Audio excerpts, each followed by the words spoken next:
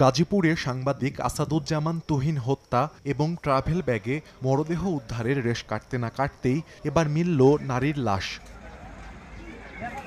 শনিবার সকালে গাজীপুর নগরীর ফাউকাল এলাকায় কালভার্টের নিচে এক নারীর মৃতদেহ দেখতে পান স্থানীয়রা। খবর পেয়ে ঘটনাস্থল থেকে লাশটি উদ্ধার করে শহীদ তাজউদ্দিন আহমেদ মেডিকেলের মর্গে পাঠায় পুলিশ। ধারণা করা হচ্ছে মৃতদেহটি বেশ কয়েকদিন আগের। তাৎক্ষণিকভাবে জানা যায়নি পরিচয়।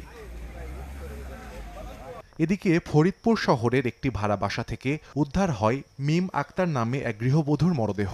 ঘটনার পর থেকে পলাতক রয়েছেন মিমের স্বামী মিরাজ বিশ্বাস। প্রতিবেশীরা জানায় শুক্রবার রাতে বাকবিতণ্ডা হয় ওই দম্পতির। সকালে মিমকে খুঁজতে আসেন দুই যুবক। মেঝেতে মরদেহ দেখে খবর দেয়া হয় থানায়। অন্যদিকে মৌলভীবাজারের কমলগঞ্জের মুন্সিবাজার এলাকায় আব্দুর রাহিম রাফি নামে এক যুবককে গলা কেটে হত্যা করা হয়েছে। ঘুম থেকে উঠতে দেরি হওয়ায় রাফির ঘরে ঢুকে তার গলা কাটা মরদেহ দেখতে পান স্বজনরা। খবর পেয়ে লাশ উদ্ধার করে পুলিশ। সাহাল আব্দুল্লাহ আলভি, সময় সংবাদ।